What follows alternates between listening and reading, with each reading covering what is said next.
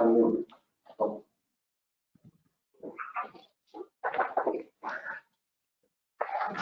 morning. We Good all morning. agree that while push may be a great way to getting started, but propulsion is the only way to keep going. Esteemed guests, distinguished speakers, experts from the industry, ladies and gentlemen, a very good morning to all of you. I, Enoch Epen, will be your host for this webinar. On behalf of International Center for Automotive Technology, let me extend a warm welcome to all of you who have joined the fourth virtual Powertrain Technology Conference 2021. Thank you all for joining in. It is our privilege to have you all with us today for this conference. It is the roots of any tree that actually decide how high it will rise. The roots of an automotive vehicle lies in its powertrain. And it is a powertrain that truly defines the caliber of a vehicle. Through this webinar, we have set a virtual stage to connect the industry, indulge and acquaint ourselves with emerging powertrain technologies and trends. So, ladies and gentlemen, for this inaugural ceremony, it is my pleasure to extend a cheerful welcome to Dr. SSV Ramkumar, Director R&D, IOCL, Shri Ashwath Ram, MD Cummins India Limited, and Shri Vineet Jain, Principal and Group Head, Nomura Research Institute.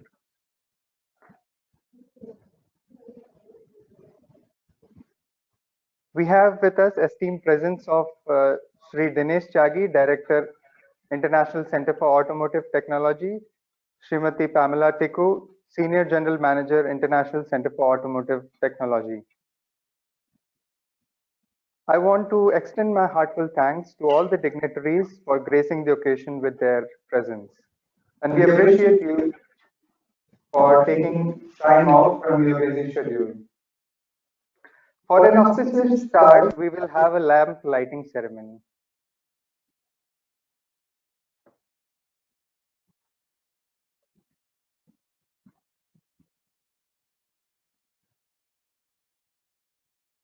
गुरुत्वं कल्याणम् आरोग्यं धनसम्पदः शुभं कुरुत्वं कल्याणम् आरोग्यं धनसम्पदः शत्रुबुद्धिविनाशाय दीपज्योतिर्नमोऽस्तुते दीपज्योतिर्नमोऽस्तुते शुभं कुरुत्वं कल्याणम् आरोग्यं धनसम्पदः शुभं कुरुत्वं कल्याणम् आरोग्यं धनसम्पदः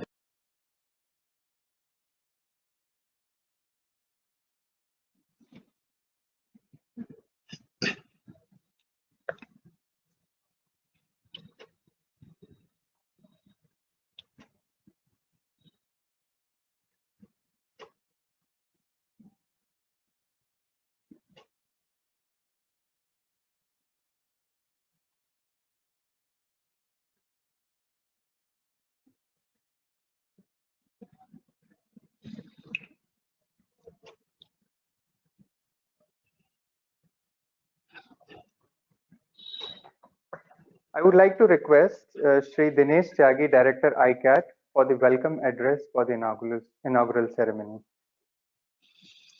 Thank you, Enoch. Am I audible to all? Yes, sir, you're audible. Okay, thank you. Shri Amit Mehtaji, Joint Secretary, Ministry of Heavy Industries, Public Enterprises, and Amit Vardhan ji, Joint Secretary, Ministry of Road Transport, were to attend this inaugural session today morning, but I believe owing to some certain engagement, they could not join us today morning. And also two more guests, Shri Rajendra Petkar ji from Tata Motors and Shri C.V. Raman from Maruti Suzuki also could not join us today morning. Dr. SSV Ramkumar, Director R&D, Indian Oil Corporation. Shri Ashwath Ramji, MD, Cummins India Limited, Shri Vineet Jainji, Principal and Group Head, Automotive Industry Consulting Group, Nomura Research Institute, my colleague Pamela Tikku, Senior GM, ICAT and CBO1. Dear friends and colleagues from the Indian automotive industry, ladies and gentlemen, a very good morning to all of you. I welcome you all on behalf of ICAT to this virtual edition of the 4th conference on powertrain technology. It's indeed my pleasure to have this distinguished panel with us for the inaugural session. I extend a warm welcome to our guests of honor for this inaugural session. Automotive industry is a world of diverse requirements and solutions with mobility of people and goods, perhaps being one of the most essential elements of the competitiveness in the businesses for the modern industry and services. Mobility is an essential right for citizens as well. The goal of a sustainable transport policy should be to ensure that the transport systems meet society's functional, economical, social, and environmental needs. The crystal ball for what the future held for the automotive industry in India was a bit cloudy until it was cleared. Thanks to a proactive approach from the government in deciding the country's future emission roadmap, leapfrogging from BS4 to BS6 as the next level of the regulatory framework in India. Also, the adoption of FAME 1 and FAME 2 policies, along with various other initiatives to promote alternative propulsion technologies for the auto industry, have been the key to the evolution of the Indian auto market. These initiatives open up avenues for bringing in the mobility solutions of the future by providing a platform for the development of solutions.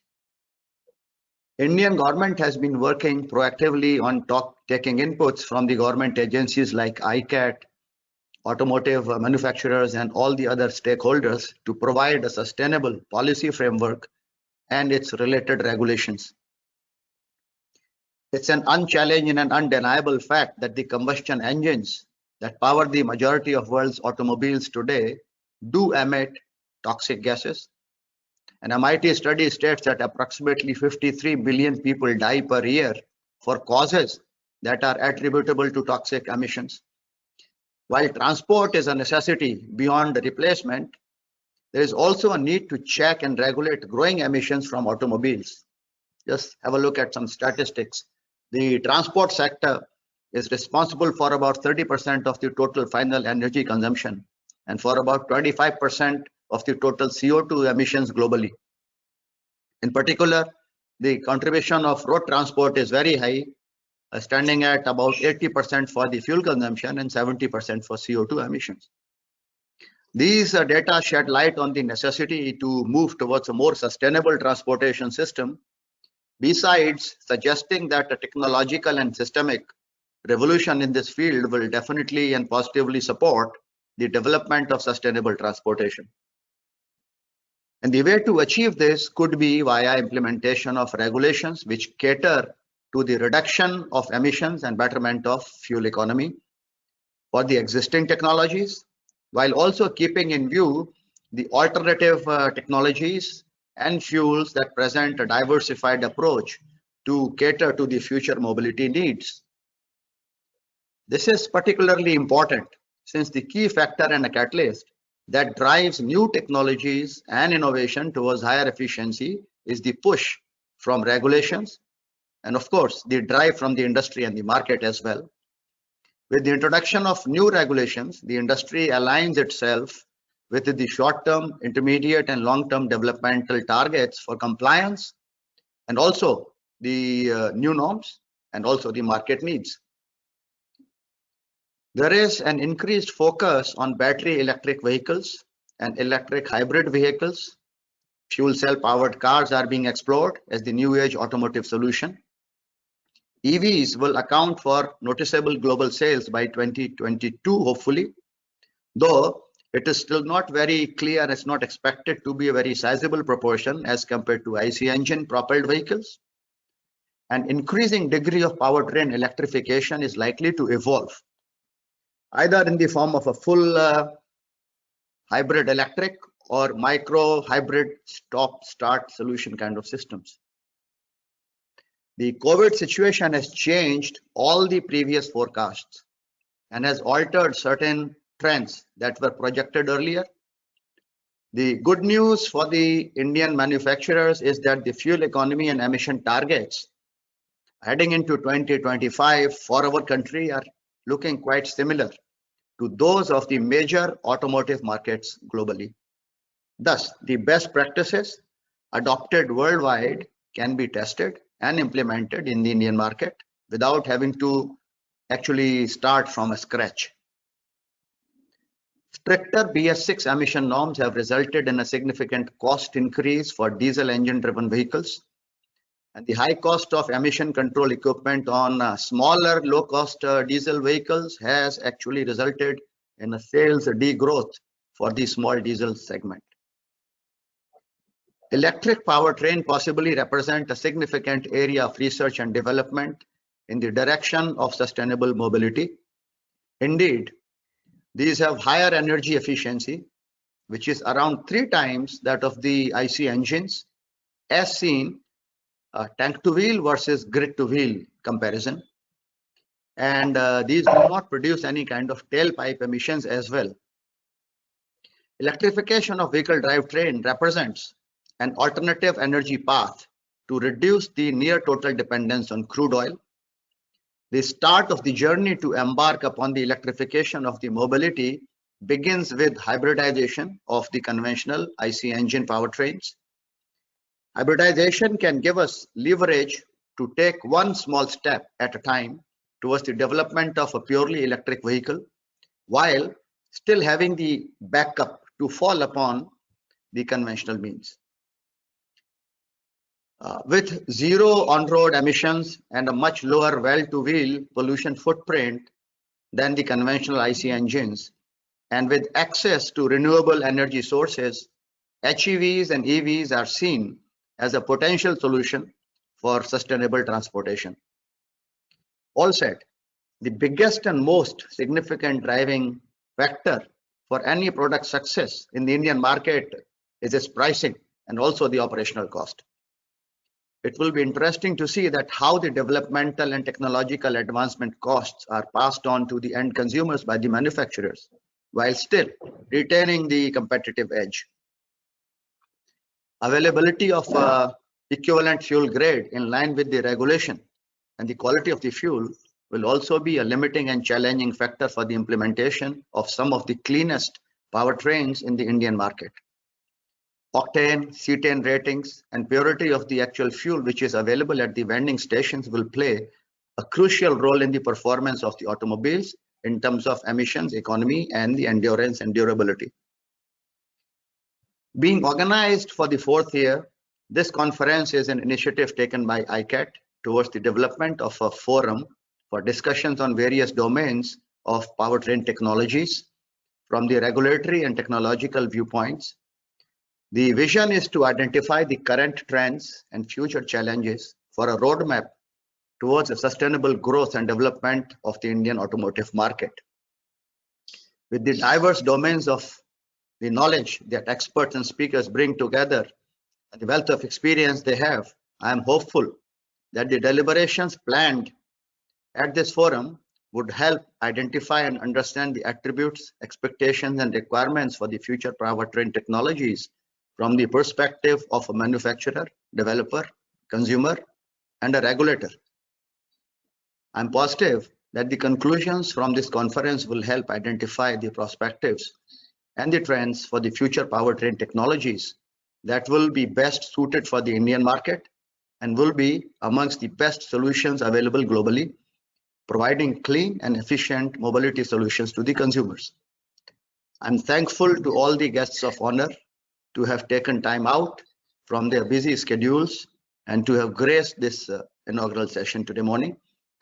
I express my sincere gratitude to the speakers and delegates for their participation in this conference. Thank you very much for patient hearing. Jai Hind.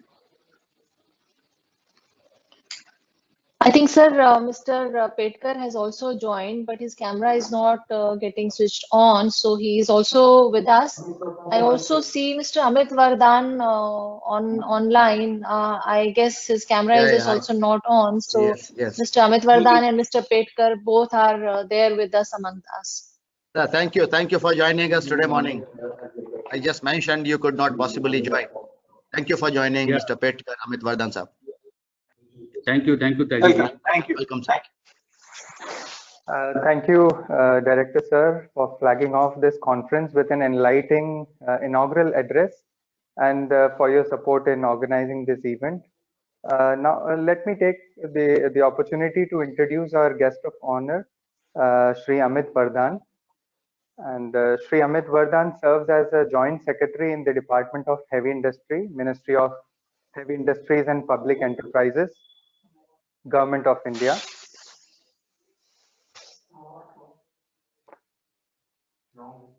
Shri Amit Vardhan holds a bachelor degree in economics from St. Stephen's College, Delhi University, and a master's degree in economics from Jawaharlal Nehru University. He is also MBA from the Faculty of Management Studies, Delhi University. Prior to taking charge of Joint Secretary, he was Divisional Railway Manager, Secunderabad Division, South Central Railway. He joined Indian Railway Traffic Services in August 1990. It is our honor to have you, sir, with us.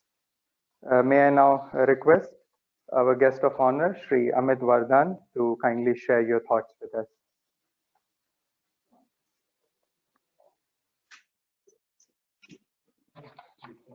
So you're muted.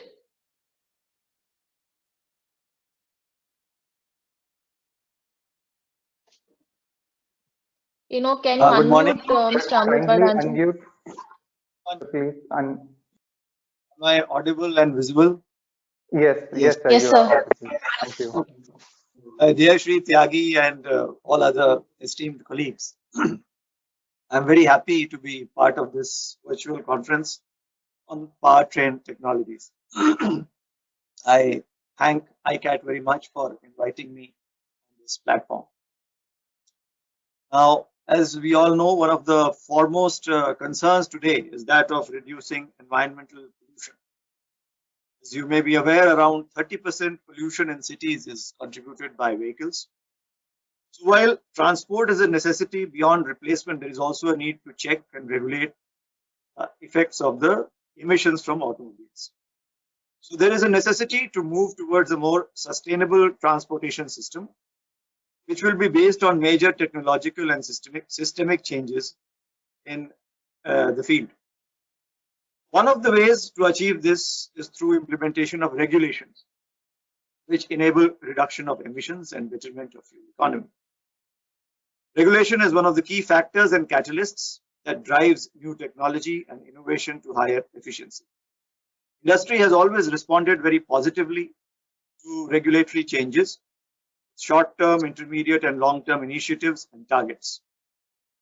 All these measures adopted by auto manufacturers to adhere to new requirements, whether in terms of lowering emissions or improving fuel economy or adopting approaches for lower dependence on fossil fuels, contribute significantly towards the betterment of the environment.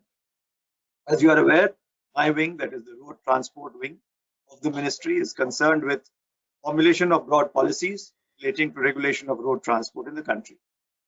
We have been taking very valuable inputs from regulatory bodies, automotive manufacturers, associations, and all other relevant stakeholders to provide a sustainable policy framework in terms of regulations.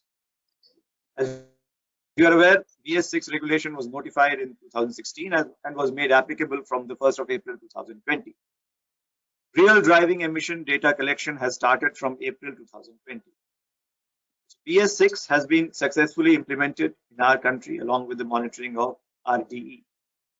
This leapfrogging from BS4 to BS6 was due to the remarkable efforts of the automotive industry, for which the entire country is thankful to them. Looking globally, tailpipe legislation is on a clear path towards zero emissions. Major government bodies looking beyond the conventional tailpipe. As a part of the European Green Deal, the European Commission is already developing stricter emission standards, Euro 7, for all petrol and diesel cars, vans, lorries, and buses. Our plans are also in the same direction, in reduction of energy consumption and emissions.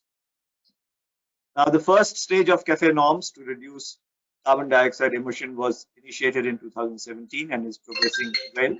Now we look forward to the next stage of these norms.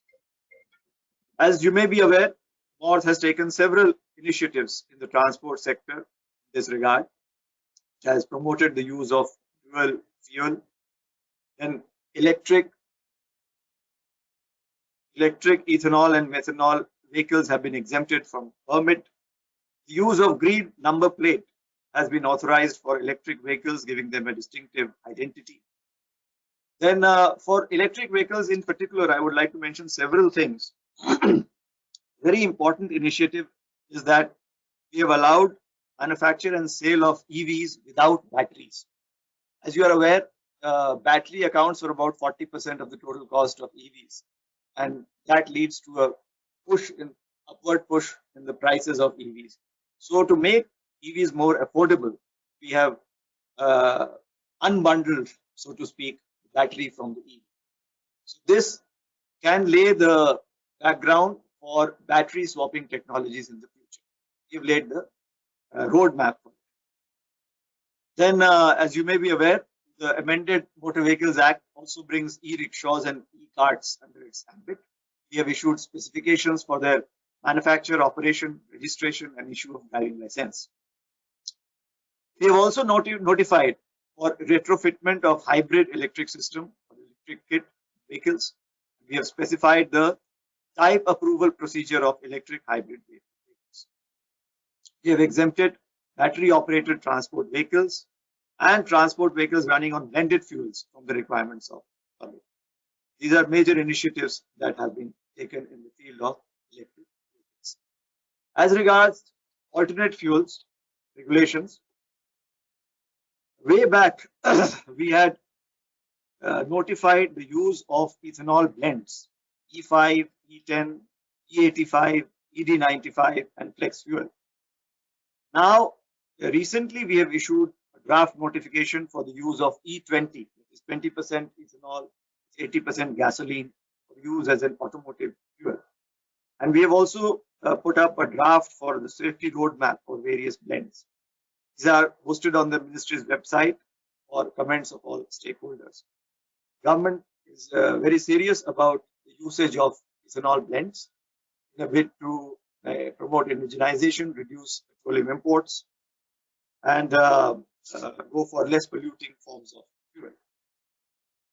Then in the field of methanol, we have issued mass emission standards for methanol blended fuels M15, M100, and MD95 in the year 2018 itself. And emission standards for M85 were notified in January 2020. Mass emission standards for DME were notified in January 20. HCNG has also been notified as an automotive fuel on 25th September 2020. It allows addition of hydrogen 18% to CNG. Then mass emission standards for the use of LNG as alternative fuel for heavy goods and passenger vehicles was notified previously. As regards hydrogen fuel cell vehicles, this also has been notified in September 2020 under the CMVI. Biodiesel was notified in November 2019, which specified the mass emission standards for it. So these are various measures which have been taken to promote the use of alternate fuel in an endeavor to clean fuel and improve the environment. Then 1% of the total project cost of all highway projects has been kept aside for highway plantation and its maintenance.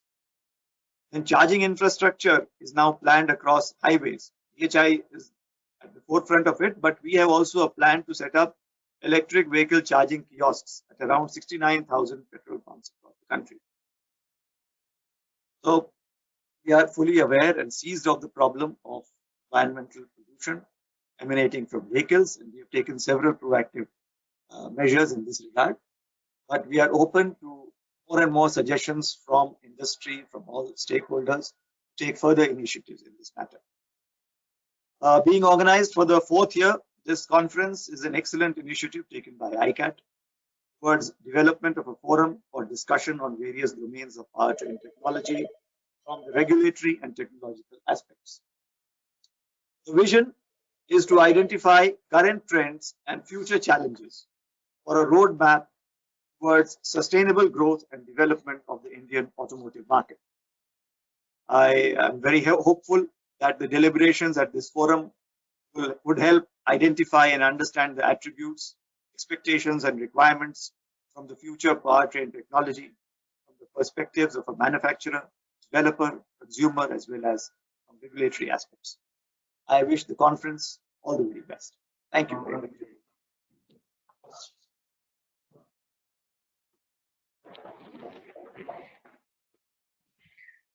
Thank you, sir, for your kind words, and your presence has made us feel great. And moving further, I would like to introduce our next guest of honor, Dr. SSV Ramkumar. Dr. SSV Ramkumar is Director R&D on the board of Indian Oil Corporation Limited, a Fortune 500 company. Dr. Ramkumar has more than 3 decades of uninterrupted R&D experience in downstream hydrocarbon sector, notably as areas of lubricant technology, refinery process research, and catalyst development. He is instrumental in development of India's homegrown OEM-approved marine lubricant technology, which catapulted Indian Oil's servo lubes into select league of 5 MNCs. He spearheaded complete indigenization of Indian Oil's flagship IND Max technology. Currently, he is spearheading various alternative energy programs, including waste energy, bio, solar, etc. Dr. Ramkumar has over 150 research publications in national and international journals and more than 90 granted patents. Besides serving on board of Indian Oil, Dr. Ramkumar is also on the boards of Lazantec USA, Oil Industry Development, Central Pollution Control India, Society for Petroleum Laboratories, and Indian Energy Forum. He also presides over several national scientific societies, including International Council of Internal Combustion Engines India Chapter, Indian Society of Fuels and Lubricants, National Lubrication Grease Institute, Indian Chapter, and Tribology Society of India. He also spearheads startup initiatives of Indian Oil. Dr. Ramkumar, who recently have been conferred with Fellowship of National Academy of Engineering, has received many awards, including NPMP, FIPI, NRDC, AIIMA Innovation, Bangalore Nano, and WPC Excellence Award for product and process technologies he developed. He holds a doctorate in chemistry from IIT Roorkee, erstwhile University of Roorkee. It is an honor for us to have you here with us, sir. Over to you, sir. The stage is yours. Thank you for your kind words of introduction. Very good morning to all the dignitaries. I must thank Mr. Tyagi for having me as one of the panelists for this inaugural session of this very important forum, Powertrain Technology Conference.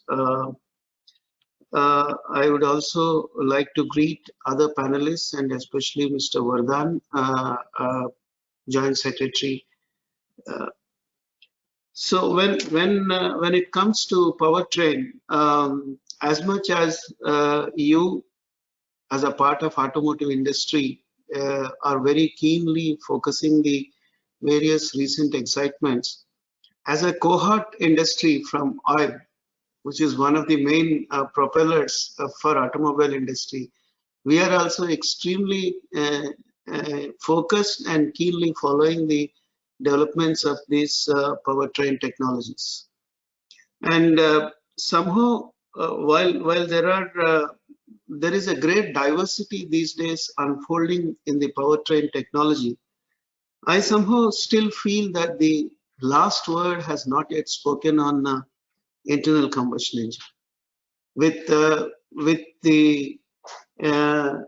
painstaking efforts from both automobile and oil industry, this leapfrogging of BS4 to BS6, wherein the fuel quality as well as the engine technology complemented each other.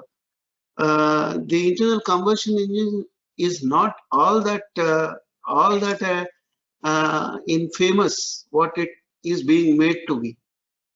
So I still feel that the last word on IC engine is not yet spoken. And in any case, for a country like India, where the majority vehicle park will continue to be on IC engines for next 2 to 3 decades, it will not be worthwhile for any one of us, any of our stakeholders who are assembled here, to lose focus on IC engines and the fuels related to IC engine. Having said that, we are equally cognizant about alternate forms of energy, alternate powertrain technologies, whether it is mild hybrids, hybrid vehicles, as Mr. Tyagi has lucidly put it, plug-in hybrids, then battery electric, and the ultimate fuel cell powertrain technology. I am having belonging to the oil industry. Let me give the oil industry perspective of future powertrain needs and future powertrain offerings from oil industry to the future powertrain technologies. First of all, let's talk about BS6 fuel upgradation and the conformance to the CAFE norms, fuel economy norms. What oil industry has to offer to achieve these immediate goals. These are immediate goals. Maybe fuel cell technology is a midterm goal to all of us, but improving fuel economy and improving the fuel quality are the immediate goals. In fact, they are yesterday's goals for us. So what oil industry is going to offer? Let me tell you that the entire oil industry, today I speak for entire oil industry, though with specific reference to my own company's efforts. Each one of us are not even a single drop of fuel which is being produced anywhere in the country is less than BS6.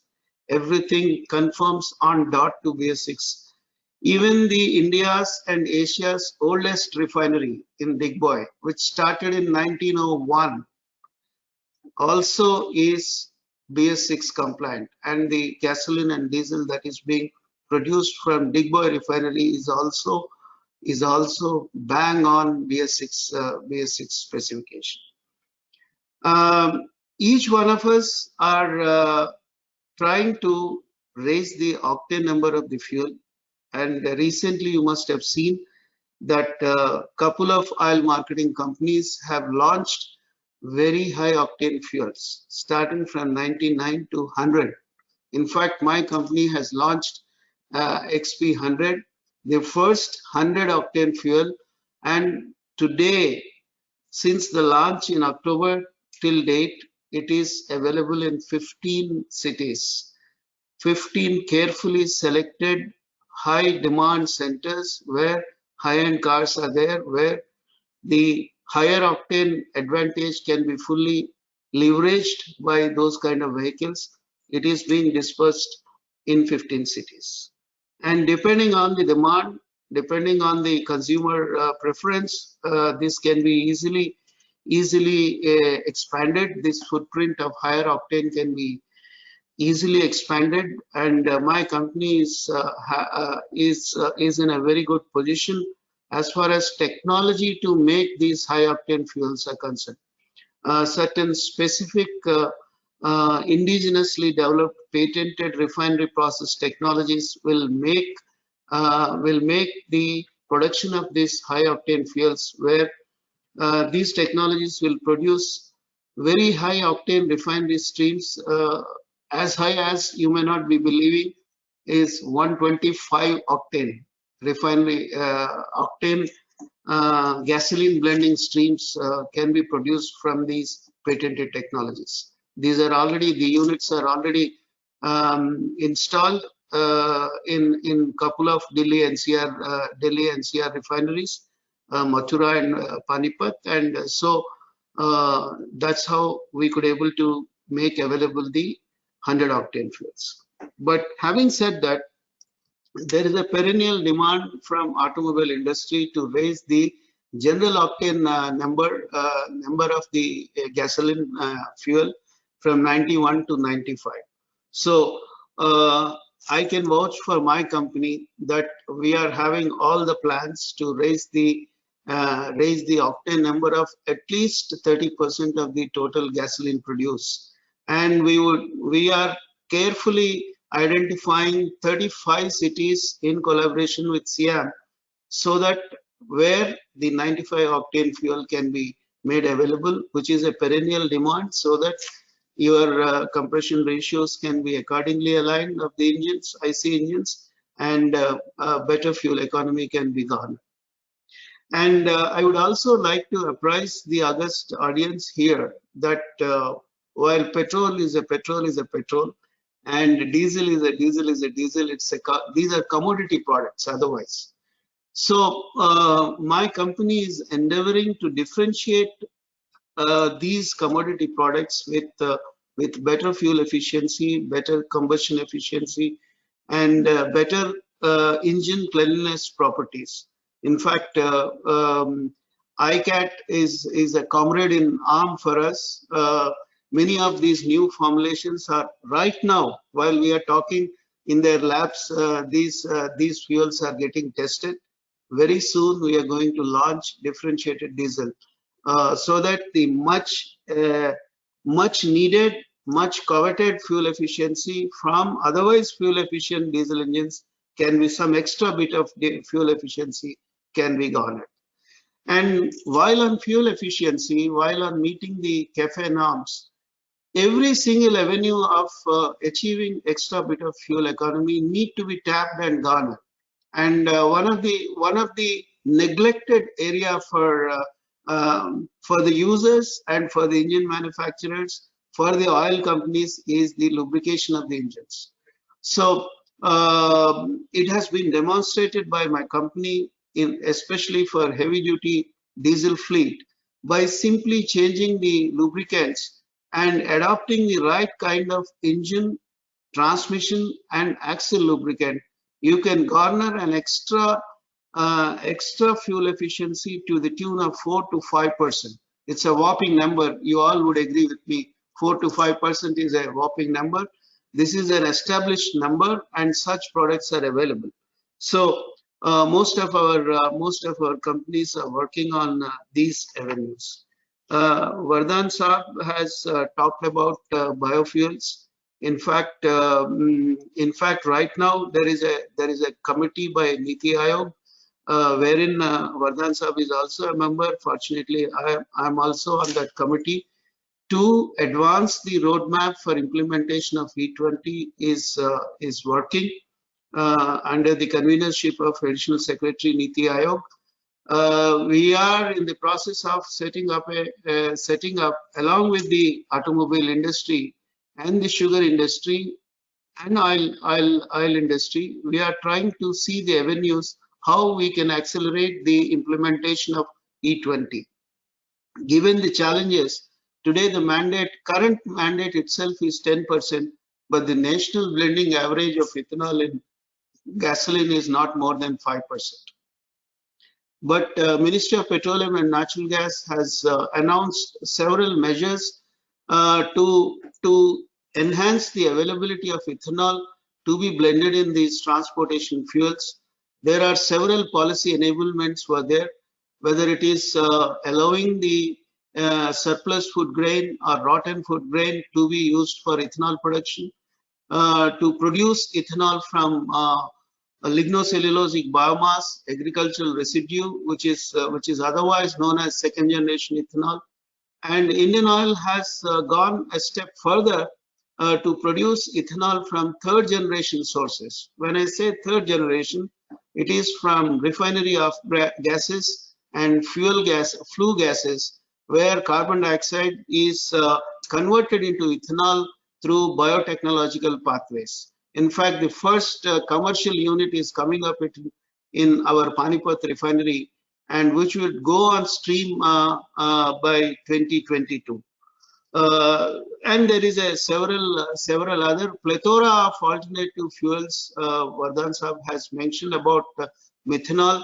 My laboratory and my organization worked on M15 blends, the efficacy of M15 and the challenges of M15 to be for mainstreaming like ethanol.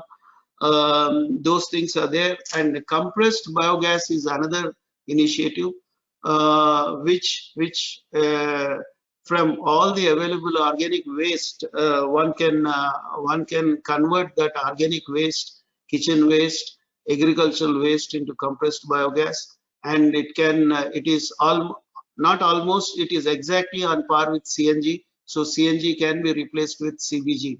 So the target for Ministry of Petroleum and Natural Gas is that 5,000 such CBG production plants from organic waste will be coming up by 2022. My own company has given, and oil marketing companies will give the offtake guarantee at an assured price to these entrepreneurs who are going to set up these CBG plants. So my own company is also setting up almost to the tune of 20 to 30 such plants. We have technologies available which can effectively and efficiently convert these organic waste into CBG. As far as e-mobility is concerned, yes, we are cognizant of e-mobility, especially when Elon Musk has announced that he has entered India at Bangalore. Then there is an intense debate and research. Both are going on at the battery technologies. What kind of battery technologies? Whether lithium is the right kind of battery technology. If BEVs are going to be a reality in India. Anyway, my company holds a slightly different view on battery chemistries. We don't want to write the obituary for lead acid technology as yet. And our nanotechnology interventions, we could able to demonstrate that the very matured lead acid technology efficiency can be increased by nano interventions. We are conducting validation trials with the leading battery manufacturer, lead acid battery manufacturer of the country. And soon you will see lead acid batteries for SLI applications with 30% more life and 10% more charge acceptance. We are also working on alternate battery chemistries which are very relevant to India. Those are aluminum air batteries, metal air batteries, where the raw material is abundantly available. Recycling technologies of these metals are very much mature, unlike lithium. So Vardhan Sahab also mentioned about hydrogen CNG, and most of you are aware that Indian Oil is conducting right now a CNG experiment in Delhi. 50 DTC buses are right now flying on hydrogen CNG, again based on a patented technology of directly converting natural gas into hydrogen CNG mixtures, where hydrogen percentage is 18%. I must also say that in this experiment, again, ICAT is our comrade in arm, because we have submitted to Honorable Supreme Court that whatever results that we are getting on road will be validated by ICAT. So they are our validating partners. Pamela ji is very much part of that that particular project, and buses on again, off again, they come to ICAT, and all the fuel economy and emission testing is being undertaken by ICAT as a third-party accredited laboratory. Finally, to conclude my remarks, I think not one single powertrain is a panacea for a country like us. We must not disregard any one single technology, and there is going to be a coexistence of various powertrain technologies, various energy forms, various fuels. Hydrogen fuel cell also, I think my company has just embarked upon a very ambitious project. We have just floated a tender for procuring 15 hydrogen fuel cell buses, where we asked in the tender that the fuel cell technology should be indigenously manufactured or assembled. And we are going to set up 4 hydrogen production pathways on 4 different 4 demo units of 40 ton per day. And we are going to run these 15 buses in Delhi NCR region for 20,000 kilometers. And we want to address all aspects in the entire value chain of the hydrogen economy, starting from production, storage, transportation, and the final application in the buses, heavy duty buses.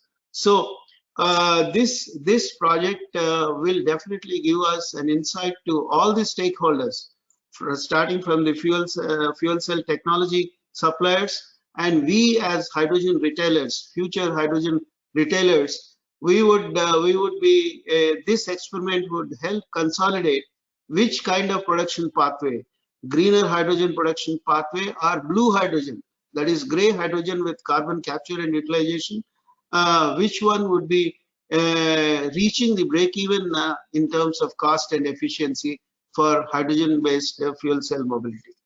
I think with these few thoughts, I once again thank Mr. Tyagi, Director ICAT, for giving me this opportunity to share oil industry's perspective and my own thoughts on this very, very coveted scientific platform. And I wish that the proceedings of the next 2 days would be more rewarding and enriching the existing comprehensions on powertrain technology. Thank you very much.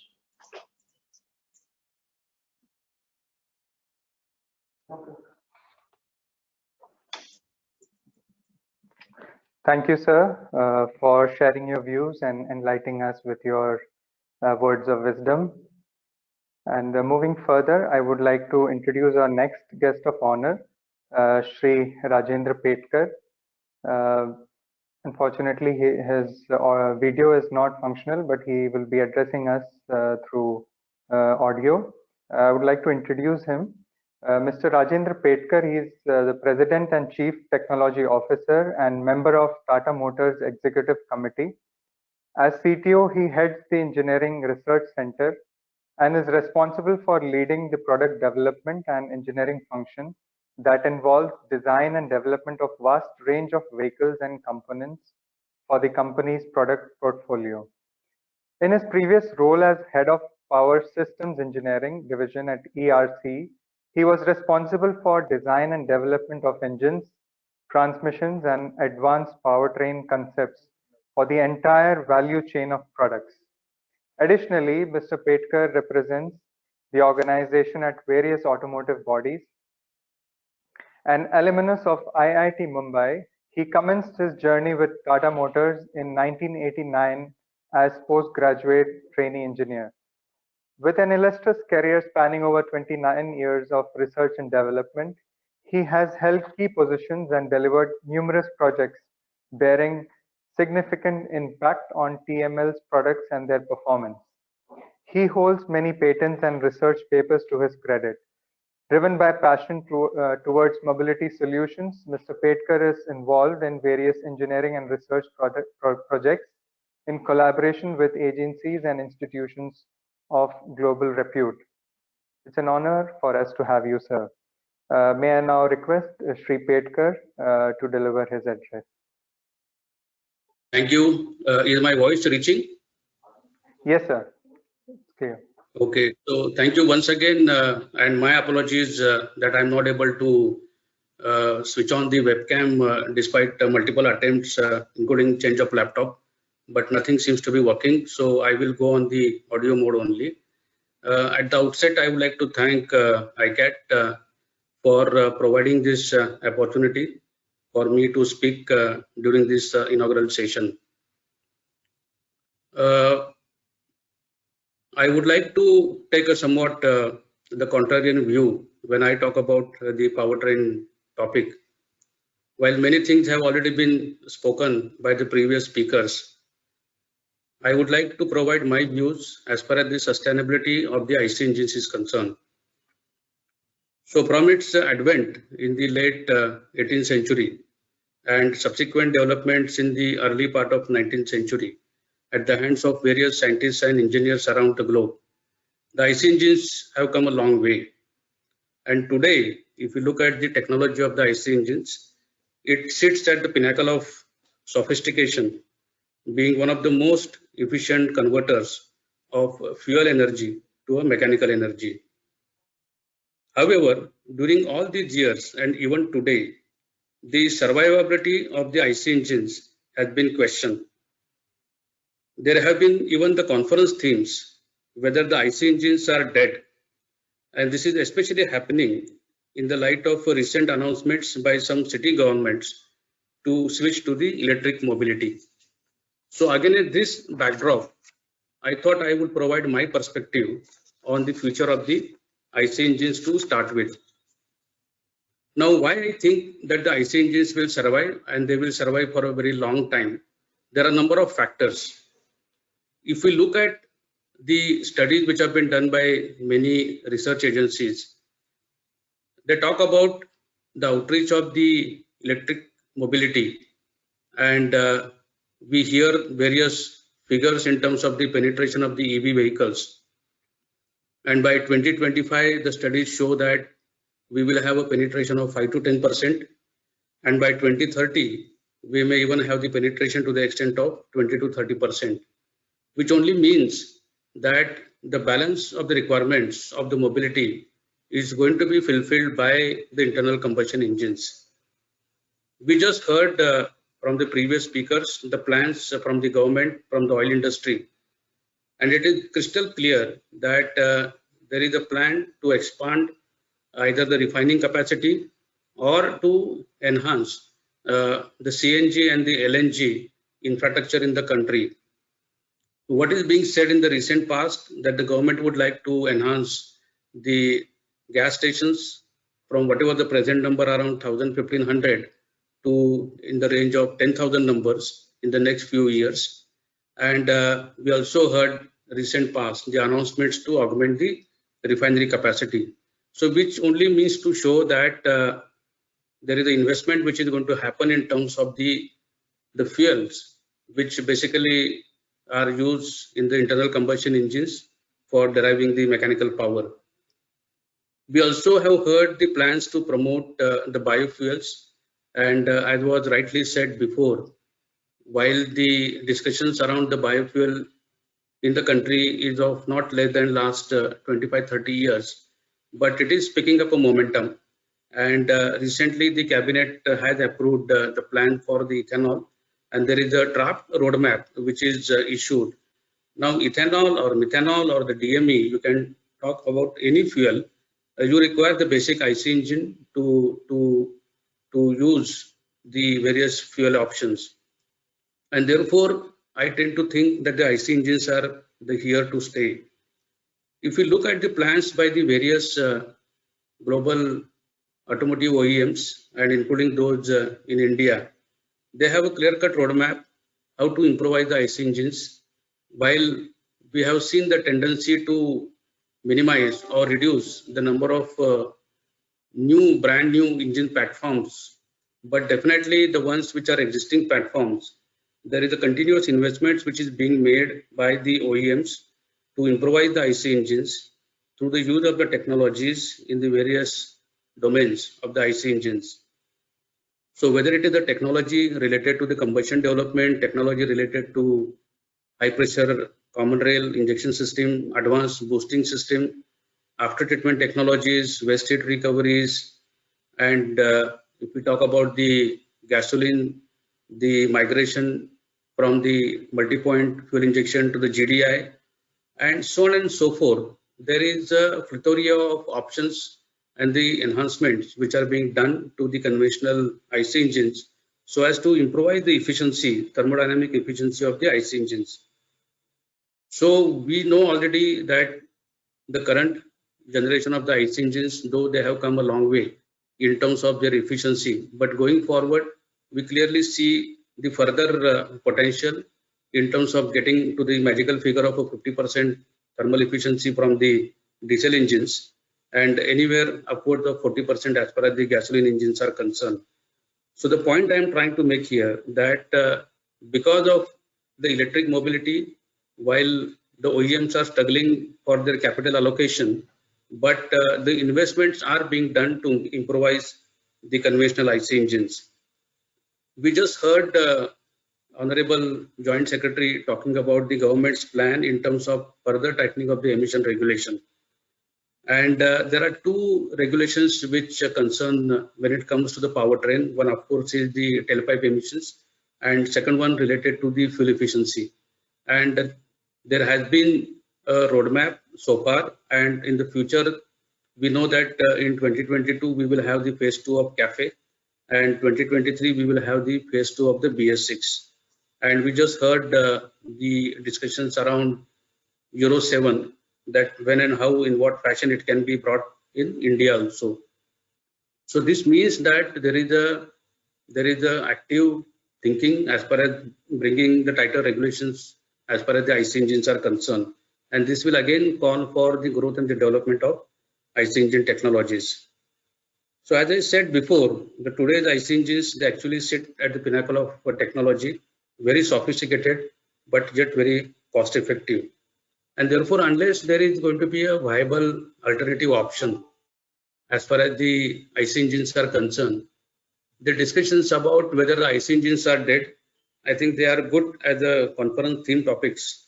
But in the real life, in the practical sense, if one has to think, I don't think that there is such a debate which is anymore required. So while the IC engine's existence has been challenged, but I am pretty sure that with the continued focus by various stakeholders, whether it is the automotive OEMs, the vendor companies, whether it is government bodies, all of us put together, it looks to me that there is a future as far as the IC engines are concerned, good future, bright future for the IC engines for the decades to come. And therefore, it is extremely difficult to put any date by which the IC engines would be dead. Although we know that their share will decline progressively, but they will be here for a very long time. However, we should not be blindsided or blindfolded to the alternative powertrain themes which are coming up beside conventional liquid fuels and the gaseous fuels. And these are all related to the zero emissions, whether you achieve the zero emissions through the battery electric vehicles or you achieve the zero emissions through the fuel cell technologies. And we as an automotive industry stakeholders and looking at the kind of challenges that we have in the country in terms of the urban pollution, it's quite important for us to ensure that there is equitable development and the focus that we provide for this upcoming zero emission technologies. So talking about the Tata Motors, of course, we have taken a significant lead as far as the electric mobility is concerned, and we are today the largest manufacturers of the passenger cars, which are fully battery electric vehicle operated technologies. And we also have large number of tenders with us that we have won as far as the urban electric buses are concerned. So we have made a significant investment as far as these two sectors are concerned, as far as the battery electric vehicle technologies are concerned. And we also have made considerable investment and the pioneers as far as the fuel cell technology is concerned. Dr. Ramkumar made a mention about the recent tender which has been issued by Indian Oil Corporation. So alongside the growth and the development of the IC engines, we need to continue to focus on the zero emission technologies. And while it is always a case of chicken and egg, whether the infrastructure first or the technology first. But as we can also very clearly see the government's intention in terms of promoting the use of zero emission technologies. So I think as a automotive industry fraternity, we need to keep a focus on all the options of technology, all the options of the powertrain, and make sure that we are actually ready for the migration in the right direction. So having said that, let me come to end of my speech. I would like to thank Dr. Dinesh Tyagi for inviting me for this conference. And I would also like to wish best of luck for this two-day powertrain conference. I know this is one of the events which is eagerly watched by the industries and the ecosystem players. So my best wishes to the conference and the success of the conference. So thank you once again and goodbye.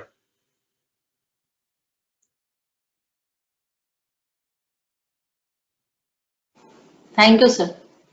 Thank you, sir, for your kind words, and they were illuminating for us.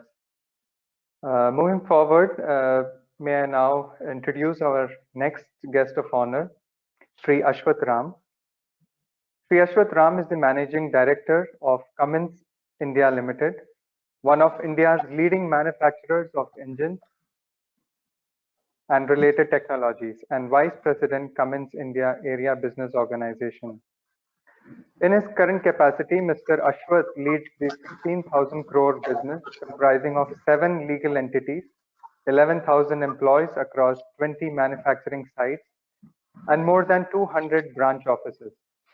Mr. Ashwath first joined Cummins in Columbus, Indiana, USA in 1991, and over the last 28 years, he has led business unit operations as well as key strategic transformations for the engine business and power systems in India. Mr. Ashwath also serves as Managing Director of Tata Cummins, overseeing the Cummins joint venture and building relationship with large OEM partners, customers, and suppliers. He implemented world-class Six Sigma, VPI, and project management improvements, and has driven supply chain excellence across global engine business unit joint ventures, steers Cummins India through the next phase of growth and competitive challenges.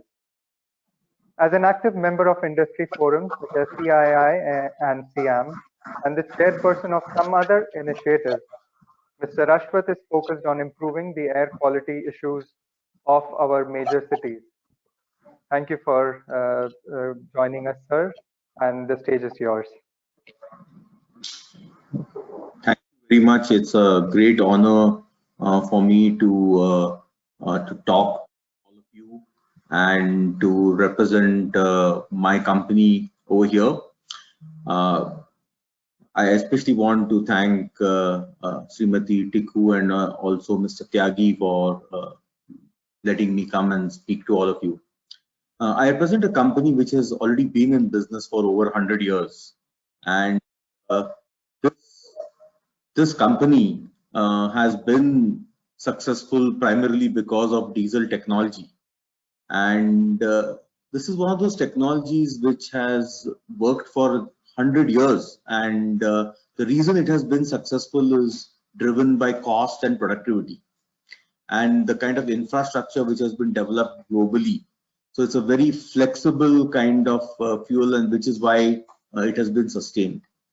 In the last 2 or 3 decades, we have seen that the focus has been shifting to greater environment and much sustainability, and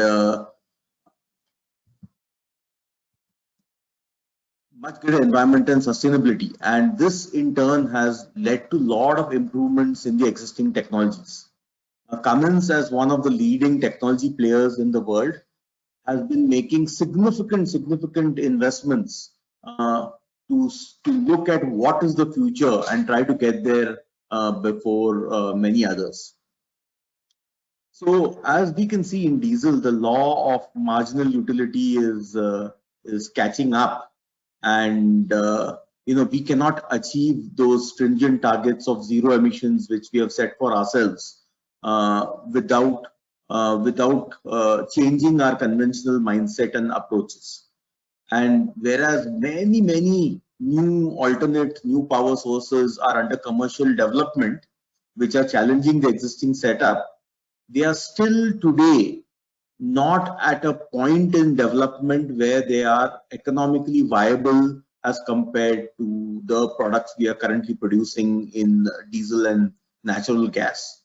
But as a country, we owe it to, get to those targets, and we need to set a clear guide path to get there.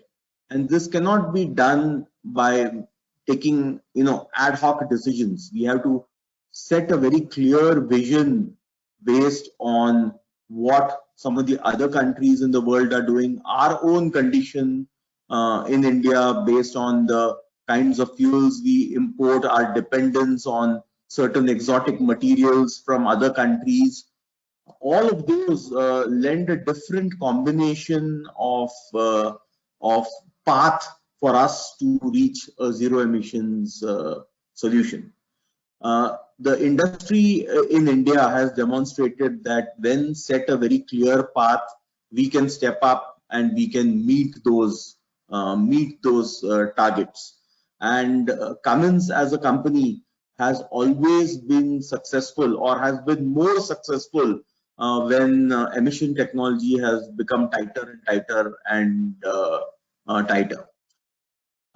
What we have been doing along the way is to convert our business from being a diesel-driven business to a point where we are fuel agnostic, which means that it doesn't matter. You give us anything which can burn. So you give us diesel, you give us petroleum, you give us natural gas, you give us LNG, CNG, ethanol, you name it, and we have the ability to burn it within our engines and generate, power and clean air.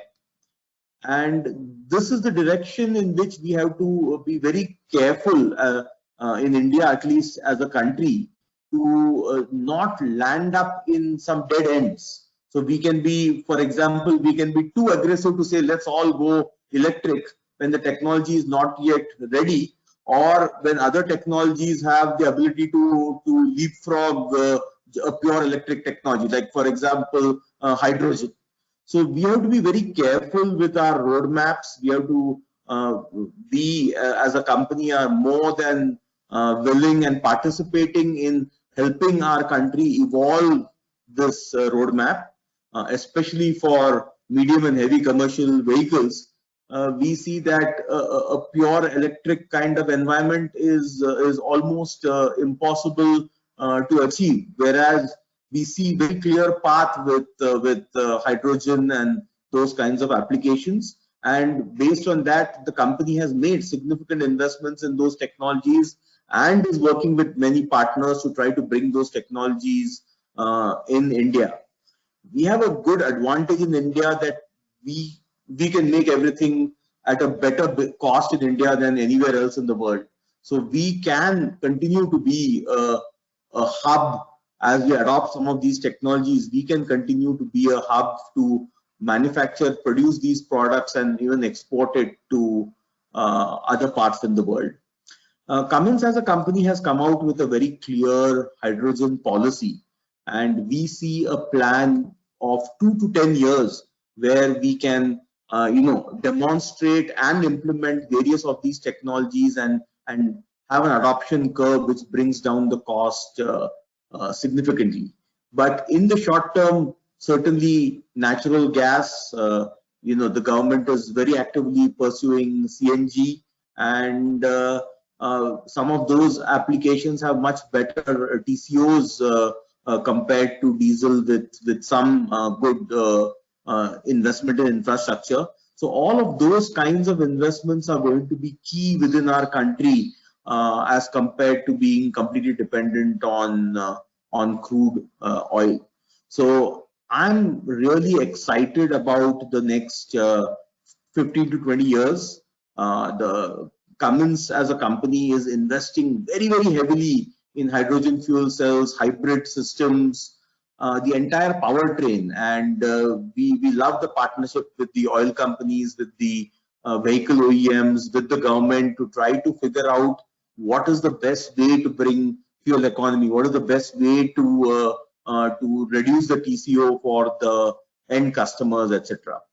Some of you may have heard we have acquired various companies like Hydrogenics, which is the largest hydrogen fuel cell company in the world. We are investing into the drivetrains. We are investing into different technologies to store hydrogen and different forms of technologies, and we are very excited to bring those kinds of technologies into India.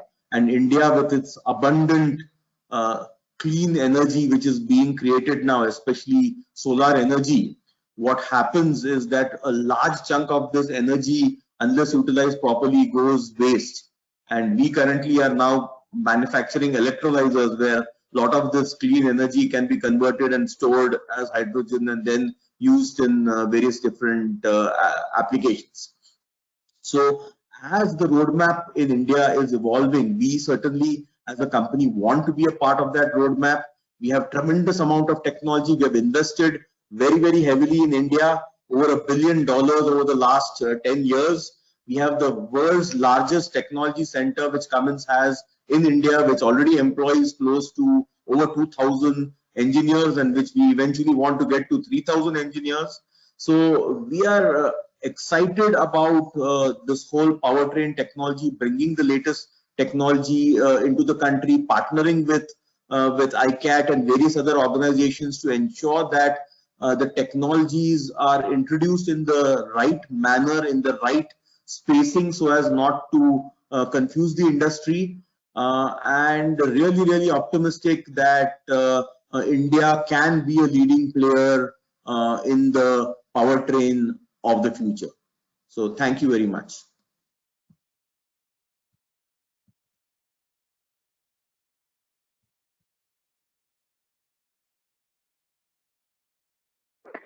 Thank you, sir, for your thoughts.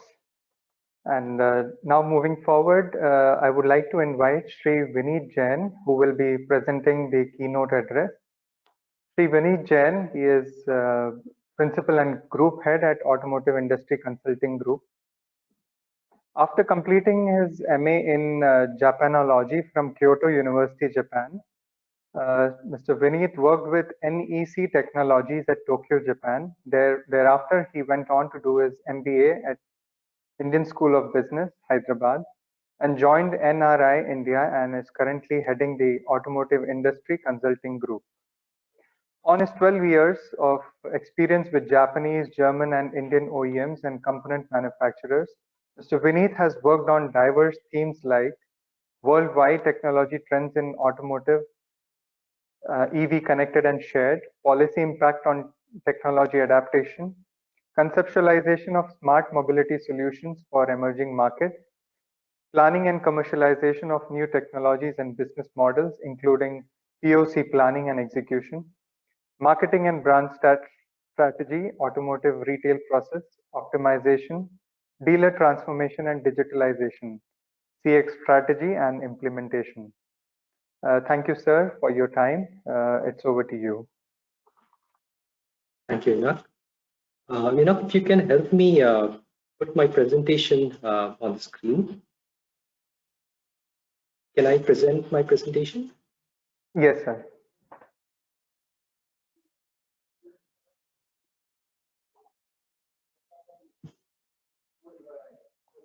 All right.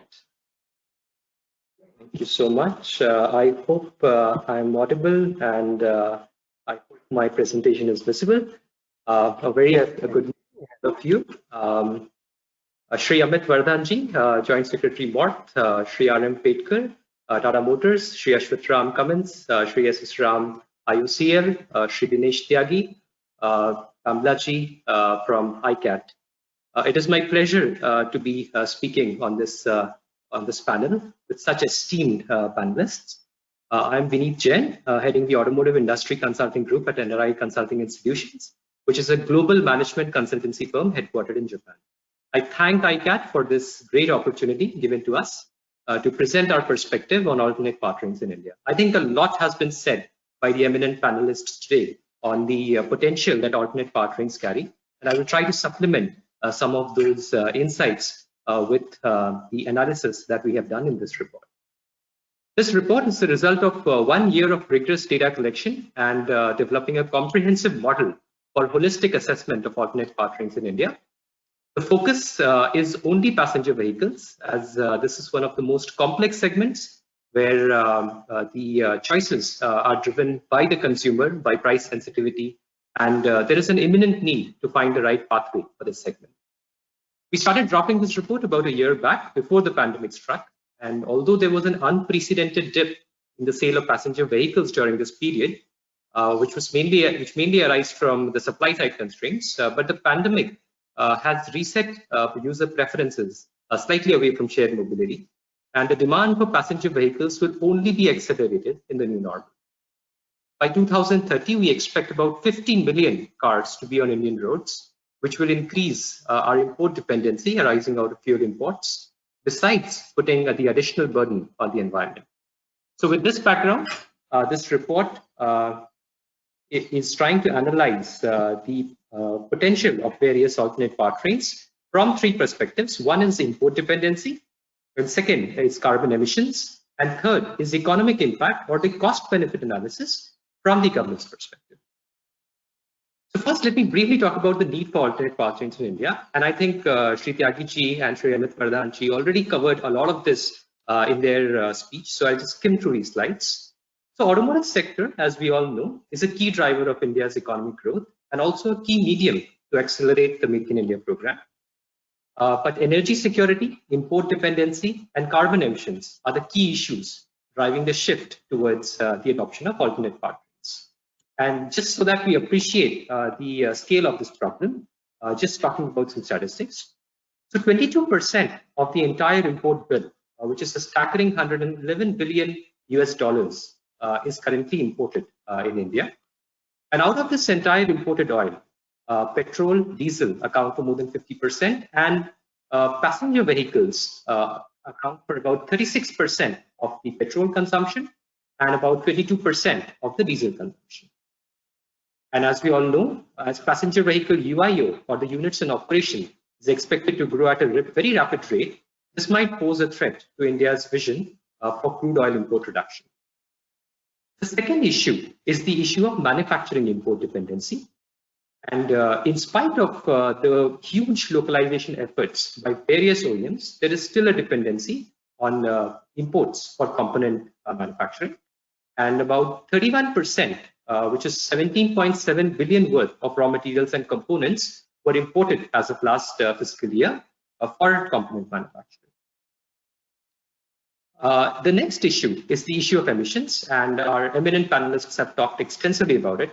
So India is 4th in order of CO2 emissions around the world. Transport sector is a key contributor to CO2, PM2.5, and also NOx emissions. Now, particulate emissions, to a good extent, have been catered to thanks to the leapfrog to BS6 last year. So, for example, in passenger vehicles, in case of diesel, this has led to a 90% reduction in PM2.5 vis-a-vis the BS3 levels.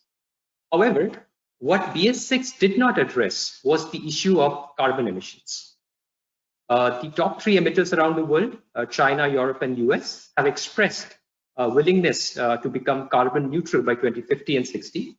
And this will put further pressure on India, which is currently the 4th largest emitter, to reduce the GHG emissions. Even the Indian government has expressed its commitment towards reducing these. Through the INDCs, 5 pledges were made, and 2 out of them are aimed towards reducing carbon emissions. Now, how do we solve these issues of energy security, manufacturing import dependency, and carbon emissions all at the same time? Now, there are various alternate powertrain options in front of us, which can help us solve these issues. So fossil fuel-based technologies like ethanol and CNG can reduce the import dependency of fuel because these fuels can be domestically procured. Electrification-based technologies like hybrids and electric can drastically reduce fuel consumption, but the supply chain of components for these technologies is currently at a very nascent stage in India, and this will add to additional burden in terms of manufacturing import dependency. So in the upcoming slides, what we have tried to do is, we have numerically tried to analyze the impact and effectiveness of various alternate powertrain technologies in addressing these three national objectives. And we have tried to project these figures across different timelines of 2020, 2025, and 2030. And just briefly talking about the approach that we have taken. Now, for fossil fuel-based technologies, we know that the primary emissions come from fuel, and hence well-to-tank emissions and tank-to-wheel emissions across the supply chain have been considered. Whereas to calculate the import bill, besides fuel import, manufacturing import has also been considered, so that we get a holistic picture. And we have taken weighted average of various ICE-based cars sold in India currently for all these figures for the current values. And for future, we have taken various assumptions which have been validated by various automotive experts.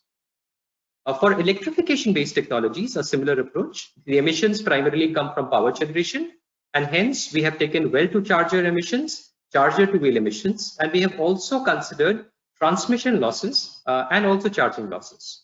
An import bill, similar to fossil fuels, we have considered the fuel import for power generation and also manufacturing import costs for electrification drivetrains. And now talking about the executive summary of these options for these three kinds of analysis that we have done. And just a small word. So in order to arrive at these results, we have gathered multiple data points from various domestic and international sources, which have been validated by experts. And there are many, many assumptions which have gone behind these analysis, and I will present some of the assumptions as I present the results. Now, jumping onto the results, first is the import cost analysis. And the slide is slightly crowded with a lot of figures. So please allow me some time to explain the structure of the slide. So what we have done is, on the left top over here, you see manufacturing import cost, the import cost burden through component imports that various powertrains give. On the bottom is operating import cost or the fuel import cost. And on the right is a sum total of both these costs, the manufacturing and the operating import cost. And what we have done is, this has been analyzed for ICE engine, ethanol, EV, hybrid, and CNG for three different timelines, 2020, 2025, and 2030. So how to read these figures? So ICE engine, for example, in the current state, an average ICE engine costs about 0.98 lakh per car in terms of manufacturing import cost. So there's 98,000 of components are imported, and 2.97 lakh over the average vehicle lifetime. And the average vehicle lifetime is considered to be about 15 years. And about 12,000 kilometers per year is the average run that has been considered. So in total, an ICE engine gives an import burden of about 3.95 lakh per car. And similarly, if we look at other technologies, so ethanol and CNG, because they use a similar engine like ICE, are roughly at the same levels in terms of manufacturing import cost.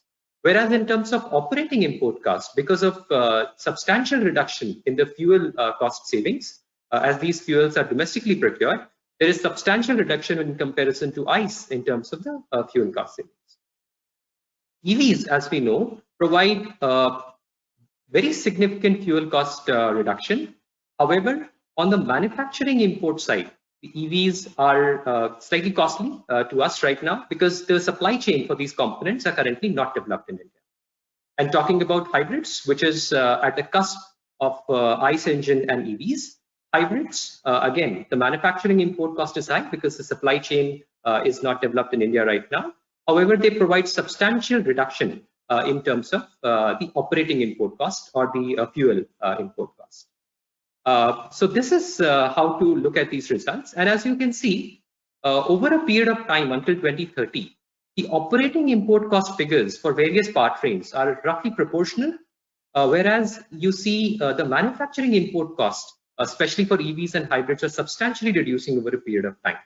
And I will explain the reasons for these decreases in the subsequent chapter. But at an overall level, at a gross level, if you see, all powertrain technologies, including EVs, will become equally competitive in terms of import cost burden over a period of time, and they will perform better than ICE as we go forward. So this is the first analysis, and just so that we understand what is the differential that these alternate powertrains can provide vis-a-vis ICE in terms of import cost burden, and these are the figures for reference that have been provided here. So manufacturing import cost, fuel import cost, and total savings, and ethanol and CNG, for example, provide 34,000 and 1.2 lakh savings in terms of imports, whereas EVs and hybrids are currently on the negative side, but they become positive in the lead up to 2030. Now, talking about the second part of the analysis, which is the carbon emissions analysis. Now, what you can see is, and these are well-to-wheel emissions that I'm talking about, an ICE engine over the average lifetime provides about 178 gram CO2 per kilometer of emissions. And ethanol and EV provide roughly the same level of emissions. And the reason why EVs is on the higher side is because in India right now, we have fossil fuel-based power generation, and hence the level of emissions is roughly the same as an ICE engine. And if you see the comparison with other fuels, hybrid and CNG powertrains provide substantial reduction in emissions at a per car level. Now, going forward, there is a substantial reduction in emissions in all powertrains, and this is primarily on account of the fuel efficiency factor improvement. So for all ICE-based technologies like ICE, ethanol, hybrid, and CNG, the fuel improvement factor of 1.85% leads to the reduction in emissions. Whereas for EVs, because of the improvement in renewable energy sources, which is estimated to be about 25% in the lead up to 2030, there will be substantial reduction in the emissions. So this is the overall result in terms of carbon emission analysis. And third part of the analysis, which is the cost benefit analysis from the government's perspective. So what we have done here is, in addition to the import cost savings and the emission savings that we have provided earlier, we have also tried to provide the net income which the government is getting, which is a function of taxes minus incentives. And the way to read this slide is, so this is the income that the government is getting, and this is the savings in terms of import cost and emissions. So EVs, if you see, with and without FAME incentives, both of these have been calculated. They currently have negative net income for the government because these technologies are heavily subsidized. They have negative impact in terms of import cost savings because the manufacturing import cost, if you remember, is very, very high. And in terms of emission savings, also currently they stand negative because of the fossil fuel-based power generation. Over the period of time, they will become positive in most of these things. Hybrids and CNGs, on the other hand, are very good potential fuels and powertrains. For the government, they provide a net positive income, and the economic benefit in terms of import cost savings is also much better, and they provide much better performance in terms of emission savings. Now, EVs are definitely the future, and we need to invest in these technologies today to build a sustainable future. But we also need to realize that to gain the real benefit of these technologies, only when we localize the supply chain in India, and only when a substantial portion of our power generation comes from renewable energy, we will be able to get the real benefits of these technologies. And at the same time, other technologies like hybrid and CNG need to be given due impetus during this transition stage to achieve the national objectives. So this is the executive summary. And now taking a slightly more deep dive into each of these powertrains, and a lot has been talked about some of these powertrains by the other panelists. I'll keep it short. So what we have done is we have tried to compare ICE versus the alternate powertrains. And again, this is the import cost analysis first. Manufacturing import cost and the fuel import cost has been written for ICE and for ethanol. And what is the effective saving or the differential with respect to ICE has been given here. So for ethanol, as we know, up to 20% blending can be achieved through domestic fuel production. And we also know that that ethanol blending reduces the mileage to a certain extent. So towards 2020, if we assume towards 2030, sorry, if we assume about 20% blending, we will have an effective net impact of about 16% through ethanol blending in terms of import cost reduction. And in terms of emissions, again, because of the mileage factor, although the impact from ethanol on emissions should have been much higher, because if we consider zero emissions for ethanol based on well-to-tank emissions being zero, we would have had much better emission savings. But because of the mileage impact, currently it would be around minus 4.4% only. But anyways, for ethanol, the major objective was a fuel cost reduction, and hence emission savings is less, which can be neglected. Apart from savings in CO2 emissions, a significant reduction in CO is also observed with 20% ethanol blending. And a lot has been talked about of what is the potential and the current status of ethanol. The National Biofuel Policy is trying to encourage ethanol blending. And despite the policy to push, currently the achievement level has been low, primarily owing to the supply side constraints. And the government and various oil PSUs are trying to increase this production from existing sources and by identifying new sources of production. Next, talking about CNG, a similar kind of analysis. So versus ICE, what is the benefit in terms of import cost savings that CNG gives us? So manufacturing import cost slightly increases, and the reason is that a CNG kit roughly costs about 50,000, and 35% of those components are currently imported. So an additional import cost of about 18%. However, CNG gives substantial reduction in terms of import cost savings on the fuel side. And there are two scenarios we have considered here. The first scenario assumes 50% because 50% of our CNG is currently imported. However, we also know that auto sector is being prioritized for CNG. And if we consider 100% diversion to auto sector, then about 63% savings on import cost can come from CNG. So on a net basis, CNG can give us anywhere between 30% to 43% reduction in terms of import cost savings. And even towards 2030, these figures will be roughly maintained vis-a-vis ICE.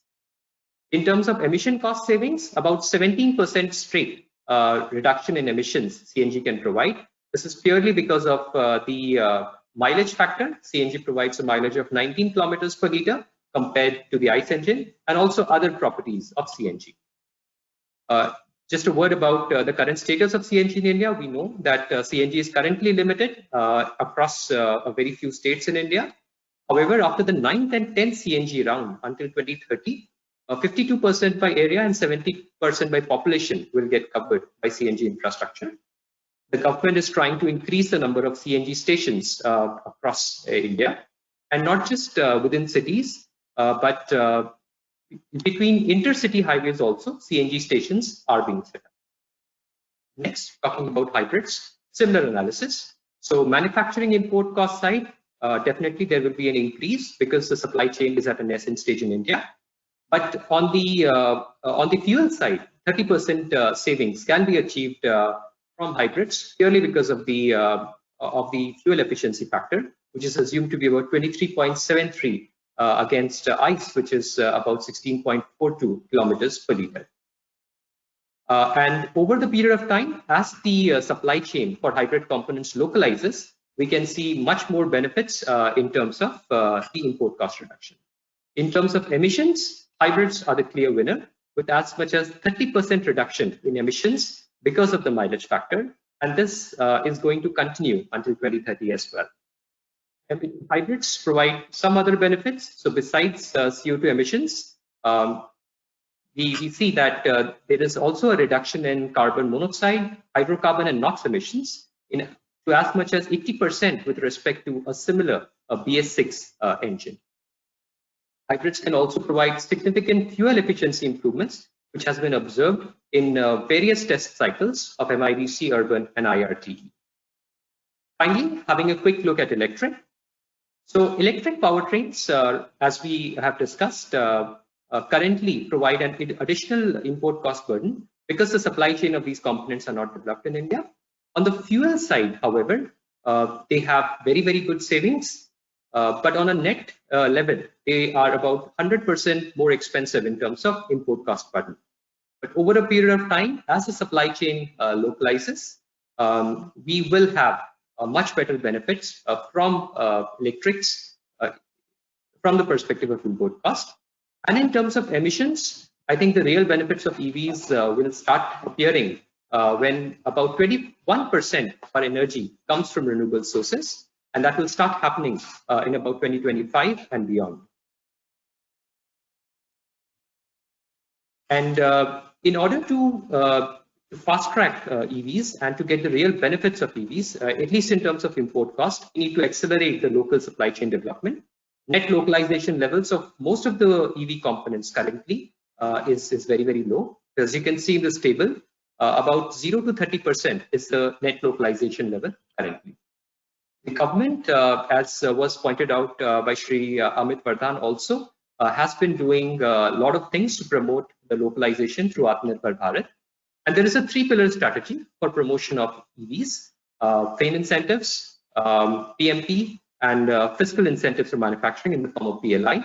So all these efforts should, in due course of time, help in localization. And a lot has been said in various forums and even in today's forum about these schemes. So I'll skip these slides in details in the interest of time.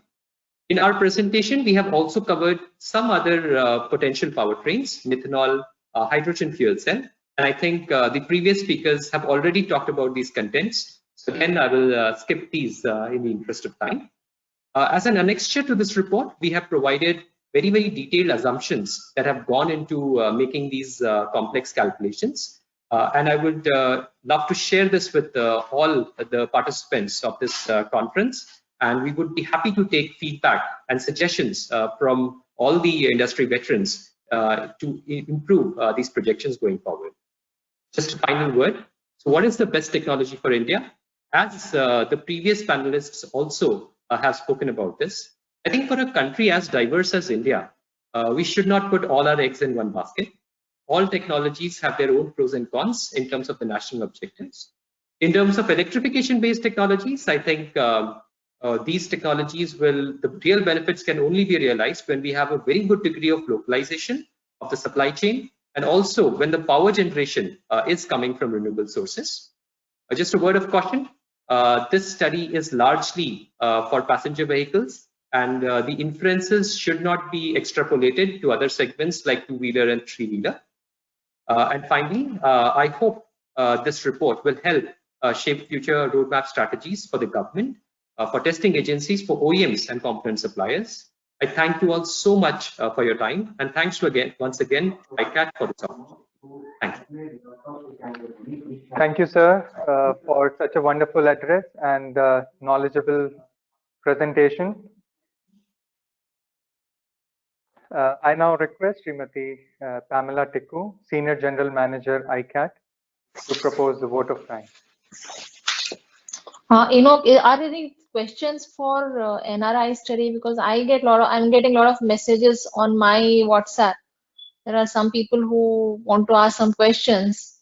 So one question that has been asked is, how will people get hold of this report, NRI report? If you can tell Vineet how one can access this report. Sure. So we will be releasing this on our website as well. But for now, for all participants, we'll be happy to share an e-copy to all the participants. Yeah, if I may be allowed to ask a question. Sure, sir. Dr. Ramkumar. Yeah, so Mr. Vineet, it's a fantastic and very informative report and presentation. I was only curious, of course, in the paucity of time, I think you skipped some of the slides. I would like to know, in your assessment, what is the break-even or the tipping point of hydrogen fuel cell-based mobility with, say, diesel mobility versus EV, both in terms of emission reduction as well as in terms of cost? Dr. Ramkumar, I'm really sorry, but what we could not do is we could not do the projections for hydrogen fuel because the data for India for these technologies is still not available with us. So as you can see, the report is concentrated on only those technologies for which data is readily available and some assumptions we could take. So for hydrogen fuel cell, we have not been able to do these projections, but we'll be happy to add this if we can get access to such kind of data. Thank you. And in any case, I would love to have a copy of this presentation. Your work on ethanol and its comparison with other fossil fuels is very, very informative. It aids in preparing our roadmap report, which we are currently working on for E20. We'll be happy to share this presentation. Thank you. Have you received any questions for NRI report?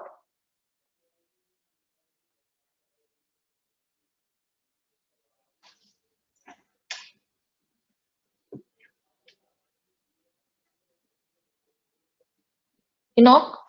Not as of now. If we receive any more questions, we can send it to Vineet Jain. So we will then forward those to Mr. Vineet for further. Yes.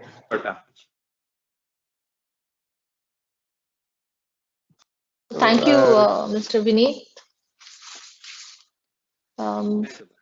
So once again, a good morning to all of you. It's quite chilly morning here in Delhi, and it's indeed pleasure for us that we were able to hold this fourth Powertrain Technology Conference in spite of the challenges that are being faced due to COVID-19 situation. But nevertheless, there is one positive side of it, that organizing event of this scale in virtual mode is much more easier, and we also have a very good participation and confirmation also. So that's the positive part of it, and I'm thankful to all the panelists who were there today for the inaugural session.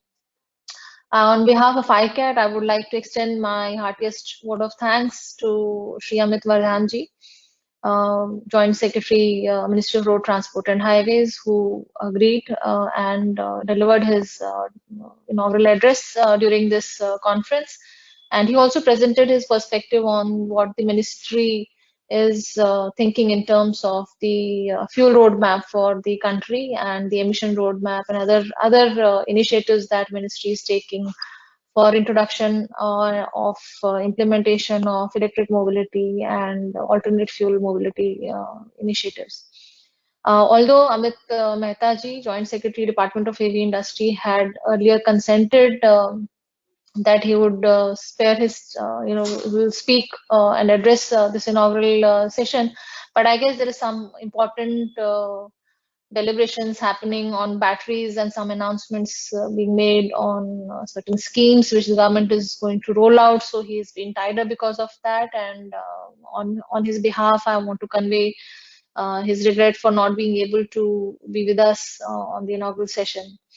My sincere thanks to Dr. Sri Ram Kumar, Director IOC R&D, Shri Ashwath Ramji, Managing Director, Cummins India Limited, Shri Petkar, CTO and President, Tata Motors, for very insightful speeches on what the future of mobility is going to be in the country.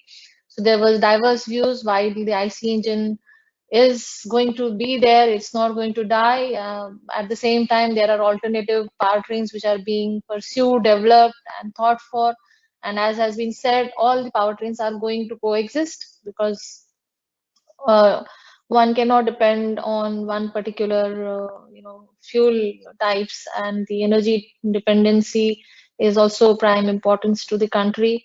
We are also moving towards electrification, so there might be stages of electrifications happening in powertrain already, and there will be greater electrification happening in the times to come.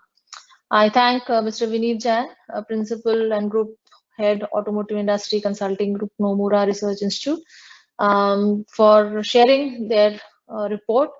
And believe me, a lot of messages I have received while you were speaking, that they want to have this report. There are a lot of data which has been presented, the good comparisons that have been made on different powertrain solutions, different alternative fuels. So I'm sure this report will be beneficial, as Dr. Ram Kumar said, while they are framing a policy document for ethanol, E20 and other similar policy documents which are under process in the government level. I would like to express my special thanks to all my colleagues, all the participants, all the panelists, all the speakers who have agreed to speak and spare their time to be with us and share their thoughts during the next 2 days. And I'm sure that a lot of good outcomes will be achieved during these 2 deliberations. We have been able to gather a very good speaker panelist. We have people participating from Joint Research Institute of Europe, who are going to talk about the future of emission roadmap. They're also going to talk about what the real world driving emissions are and what Euro 7 deliberations are going on. So that will be very interesting panel to watch tomorrow. We also have people talking about on electric vehicle powertrains, also on off-road and heavy duty development trends. So I'm sure all the aspects of the powertrain development for different applications will be discussed today and tomorrow. I would like to express my special thanks to the organizing team of ICAT, led by Vikas Sadan, Sitaram Kashyap, Mr. Sohi, Ankit, Inok, Deepak, and Shashikant, who have put on this interesting program for the next 2 days. Mr. Anurag Jain, Vibhu, Krishna Govind, and Sitikant for organizing and helping us to organize this virtual event through GoToWebinar. It's a new portfolio which has been, enabled a lot of us to talk to you and reach to you all through and sharing our thoughts with you.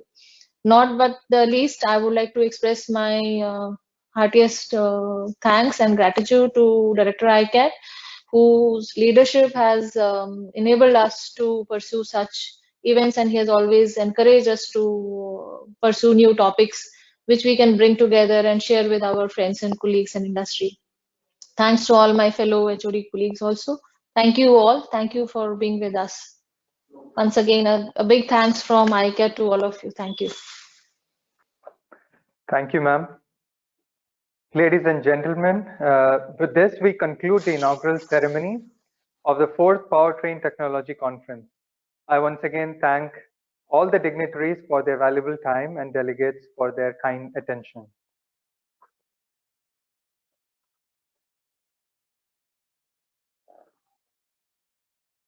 Thank you.